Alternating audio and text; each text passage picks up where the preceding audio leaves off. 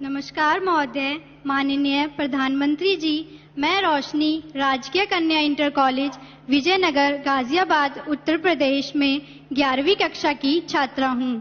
मान्यवर, मेरा प्रश्न यह है कि मुझे आश्चर्य है कि क्या छात्र परीक्षा से डरते हैं या अपने माता पिता और शिक्षकों से? क्या हमें परीक्षा को बहुत गंभीरता से लेना चाहिए जैसे कि हमारे माता पिता या शिक्षक हमसे उम्मीद करते हैं, या बस त्योहारों की तरह उनका आनंद लें? कृपया हमारा मार्गदर्शन करें। धन्यवाद। थैंक यू रोशनी। 5 नदियों के क्षेत्र, गुरुओं की भूमि स्थित समृद्ध राज्य पंजाब के भटिंडा से 10वीं की छात्रा किरणप्रीत इसी विषय पर अपना प्रश्न पूछना चाहती हैं। किरणप्रीत, कृपया अपना प्रश्न पूछें। Good morning, Honorable Prime Minister Sir. My name is Kiranpreet Kaur of class 10th. I study in Doon Public Senior Secondary School, Kalyan Sukha, District Bathinda, Punjab. Sir, my question to you is, how do I deal with my family's disappointment if my results are not good? I don't have negativity against my parents, because I know they need more reassurance than I do. Thank you, sir. Please guide me. धन्यवाद Kiranpreet. Honorable Prime Minister Sir, like many of us, Roshni and Kiranpreet also find it a challenge to deal with the expectations of their parents and teachers. We look forward to your advice. Honorable Sir.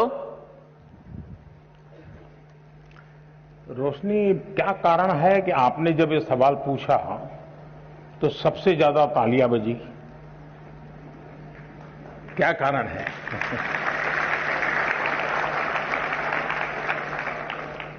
मुझे लगता है कि आपने सवाल student के लिए नहीं पूछा है। आपने बड़ी चतुराई से पेरेंट्स और टीचर के लिए पूछा है, और मुझे लगता है कि आप चाहती हैं कि मैं आज यहां से हर एक के पेरेंट्स को और टीचर्स को कुछ यहां से कह दूं ताकि आपके काम आ जाए।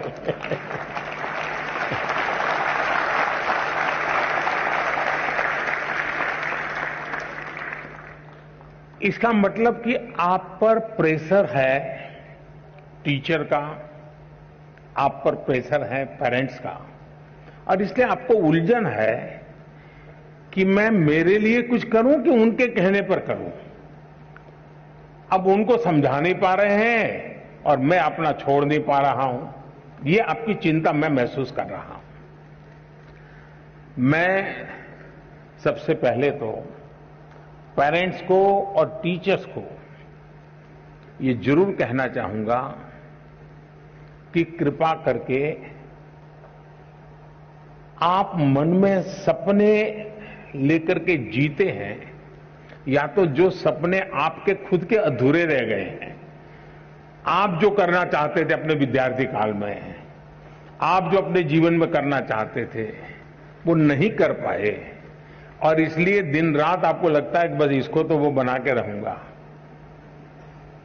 यानी आप अपने मन की बातों को, अपने सपनों को, अपनी अपेक्षाओं आकांक्षाओं को अपने बच्चे में एक प्रकार से इंजेक्ट करने की कोशिश करते हैं। बच्चा आपको रिस्पेक्ट करता है, मां बाप की बात को बहुत महत्व देता है। दूसरी तरफ टीचर कहते हैं देखिए तुम्हें ये करना है, तुम ये करो, हमारे स्कूल में तो ये है रहता है, हमारी तो ये परंपरा है। आपका मन कुछ तीसरा ही करता है। और ज्यादातर हमारे बच्चों के विकास में ये जो कंफ्यूज और कॉन्ट्राडिक्टरी जो प्रभावों के बीच में उसे गुजरना पड़ता है, ये उसके लिए बहुत बड़ी चिंता का विषय होता है। और इसलिए पुराने जमाने में टीचर का परिवार से संपर्क रहता था। परिवार के हर लोग को टीचर जानते थे, और परिवार भी अपने बच्चों के लिए क्या सोचता है उसे टीचर परिचित होते थे। टीचर क्या करते हैं, कैसा करते हैं, वो उससे पेरेंट्स परिचित होते थे। यानी एक प्रकार से शिक्षा एक चाहे स्कूल में चलती हो, शिक्षा घर में चलती हो, हर कोई एक ही प्लेटफॉर्म पर होता था। और उसके कारण अब क्या हुआ है, बच्चा दिन भर क्या करता है, मां बाप को समझ नहीं है, जानते नहीं है। टीचर को सिलेबस से लेना देना है, मेरा सिलेबस पूरा हो गया, मेरा काम हो गया, मैंने अच्छी तरह से पढ़ाया, बहुत मेहनत करके पढ़ाते, ऐसा नहीं कि नहीं पढ़ाते, लेकिन उसको लगता है कि मेरी जिम्मेवारी है सिलेबस पूरा करूं, वो मेरा दायित्व है। लेकिन बच्चे का मन कुछ और करता है।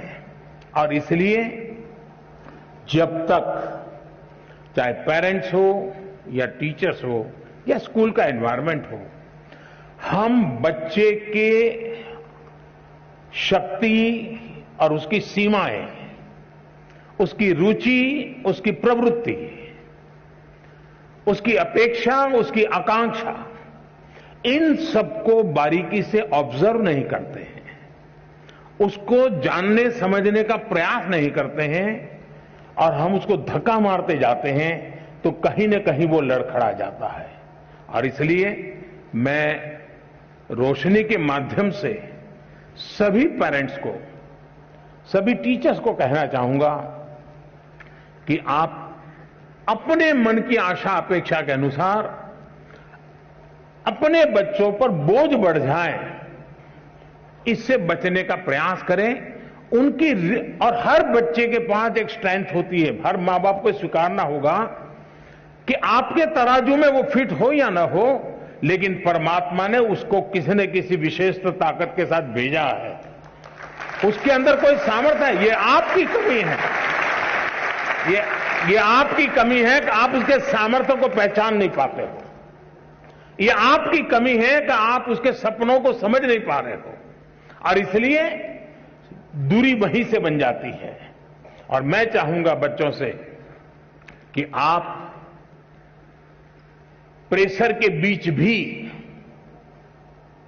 अब ये तो मैं नहीं कहूंगा कि मां बाप का मत सुनो, मैं ये तो नहीं कहूंगा टीचर की बात मत सुनो, ये तो सलाह ठीक नहीं होगी, सुनना तो है ही है, वो जो कहते हैं उसको समझना है, लेकिन हमें उन चीजों को स्वीकार करना है जो हमारे भीतर बहुत सहज रूप से, आपने देखा होगा धरती भी वैसे तो निर्जीव लगती है, एक बीज बोएंगे तो उसमें से कुछ नहीं निकलता है, लेकिन उसी धरती पर दूसरा बीज बोएंगे तो बहुत कुछ निकल के आता है, बहुत बड़ा वटवृक्ष बन जाता है। दोष धरती का नहीं है, कौन सा बीज बोया है उस पर है। और इसलिए आपको पता है कि कौन सी चीज आप आसानी से अडॉप्ट कर लेते हैं, कौन सी चीज आपको मन के साथ एकदम उसमें आगे बढ़ जाते हैं। आप जी जान से उसमें जीतते जाइए, आपको कभी बोझ महसूस नहीं होगा। और शुरू में शुरू में रुकावट आएगी, लेकिन बाद में परिवार गर्व करने लग जाएगा, हाँ हम तो सोचते थे कि इसमें ये बहुत अच्छा किया, आज तो हमारा नाम रोशन हो गया।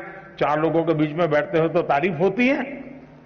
जो कल तक आपको ताकत को स्वीकार नहीं करते थे, वो आने वाले समय में आप ही के ताकत का गौरवगान करना शुरू कर देंगे। और इसलिए आप हंसते खेलते उमंग के साथ जो मिनिमम रिक्वायरमेंट है उसको पूरा करते हुए, अतिरिक्त जो सामर्थ्य है उससे जोड़ते हुए आगे बढ़ेंगे, आपको बहुत फायदा होगा।